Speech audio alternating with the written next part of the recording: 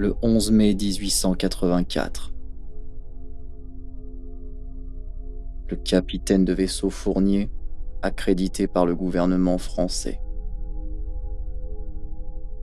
Et Li Hongcheng, vice-roi du Petchili représentant la Chine,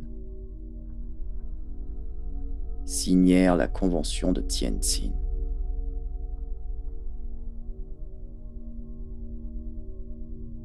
La première partie de la campagne du Tonkin,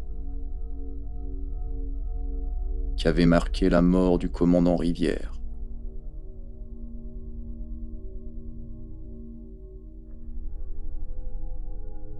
La prise de Sonté.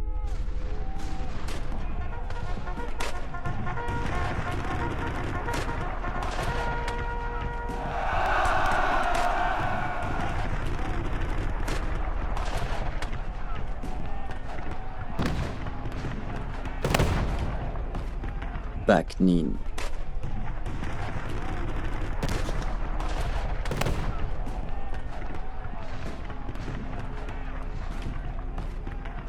Et de Hongwa.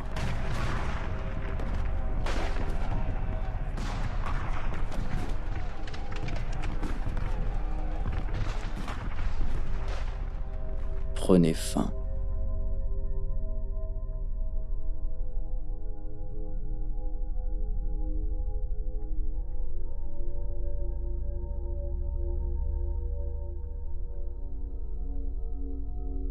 C'était la paix.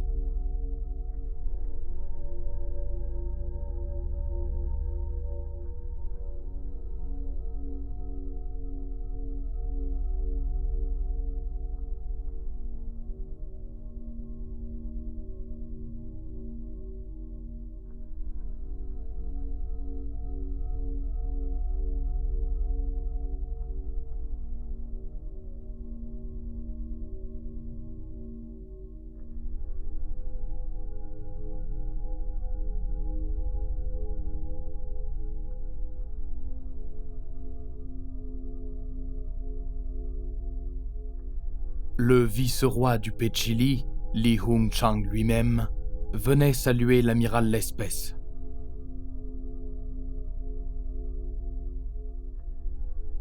Quand le vice-roi monta à bord du La Galissonnière, les hommes, debout sur les vergues, poussèrent 5 fois le cri de « Vive la République !». Chaque bâtiment français fit une salve de 19 coups de canon.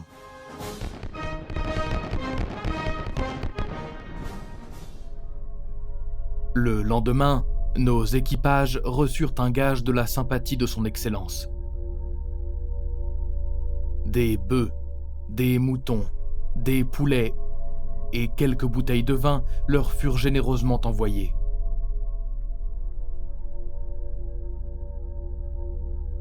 Cet échange de politesse semblait le présage d'une longue et durable entente.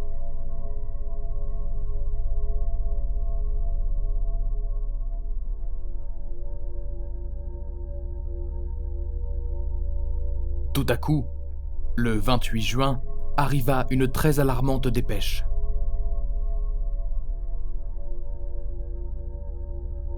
Une colonne de 600 hommes qui, sur la foi de la convention de Tientsin, allait prendre possession du Lang-son, avait été attaquée, aux environs de Baclé, par des troupes au nombre de 10 000 hommes,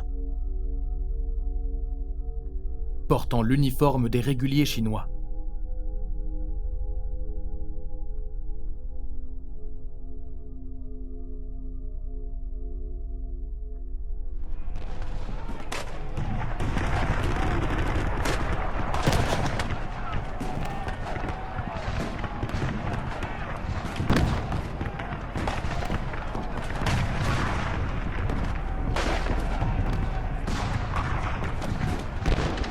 Nos pertes étaient considérables.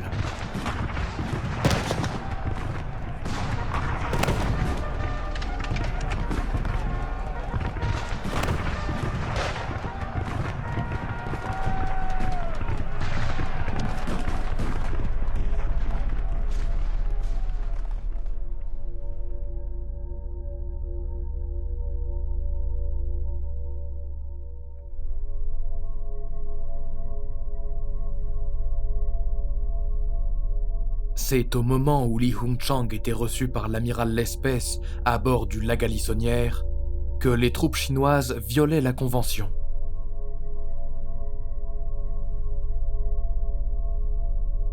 Quelle duplicité se cachait donc dans le cœur de nos ennemis?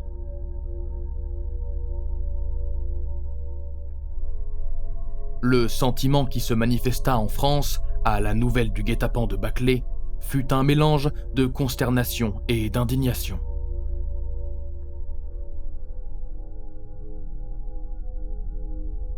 Monsieur Jules Ferry adressa directement à Li Hongchang la dépêche suivante.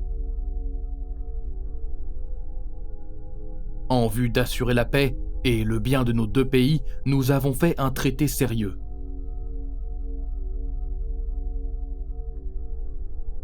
L'encre est à peine séchée et il est violé.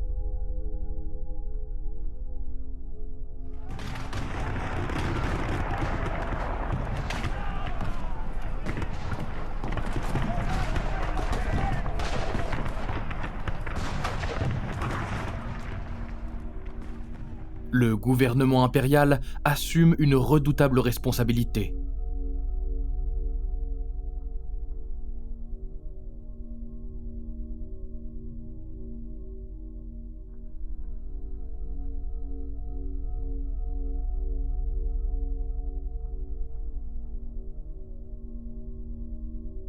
En réponse, le Conseil de l'Empire rédigea une note soutenant que la convention du 11 mai était une convention provisoire, qui n'avait réglé ni les questions de frontières, ni la date du rappel des troupes chinoises.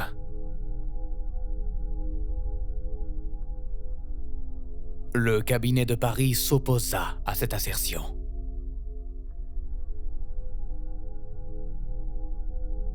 Le 12 juillet, M. Ferry, bien convaincu que l'affaire de Baclay cachait une trahison, fit parvenir au gouvernement chinois l'ultimatum dont voici les termes. Petit 1. L'exécution loyale des arrangements conclus à Tientsin.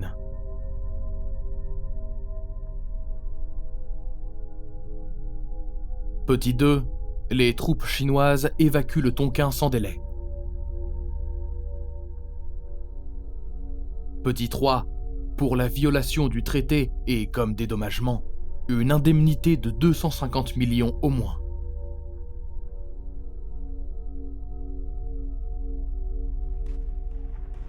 Autrement, le gouvernement français serait dans la nécessité de s'assurer directement les garanties et les réparations qui lui sont dues.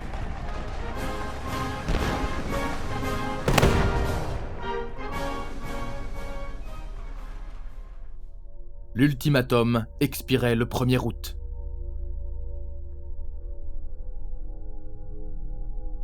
Mais ce qu'il y a de plus surprenant, c'est que nous ne sommes pas en guerre avec la Chine.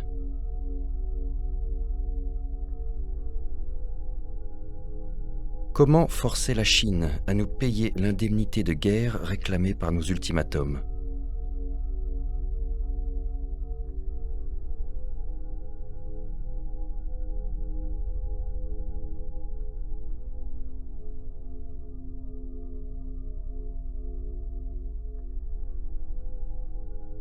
On approchait alors du 31 juillet, terme assigné à l'expiration de l'ultimatum.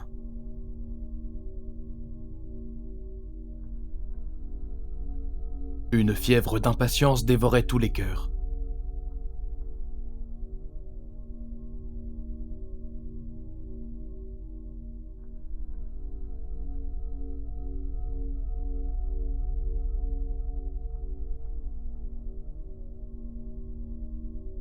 Le 31 juillet se passa sans apporter aucune réponse de la Chine.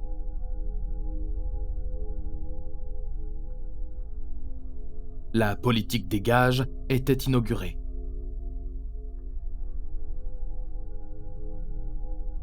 Elle consistait à saisir des gages territoriaux, qui ne seraient rendus à la Chine que lorsque le différend aurait été réglé à notre entière satisfaction.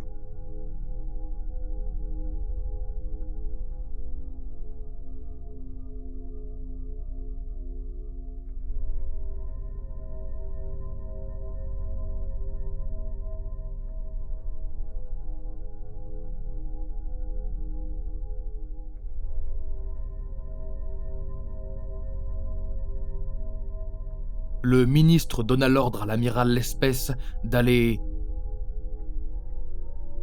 à Formose.